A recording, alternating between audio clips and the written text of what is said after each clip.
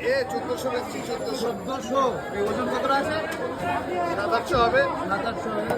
রাইডিংয়ের মাছটা আছে গৌতমদা 1400 টাকা মাছটা কোয়ালিটি আলাদা। হ্যাঁ বলো। মাছটা কোয়ালিটি একটু দেখি না কিরকম কোয়ালিটি? সন্দেশ সন্দেশ সন্দেশ জানো না মাছের এত সুন্দর কালার এত সুন্দর কোয়ালিটি না দেখে দেখো এটা কি কালার দারুণ কালার কিন্তু দারুণ মজা এই যে গৌতমদাটা কাটছে দেখে নাও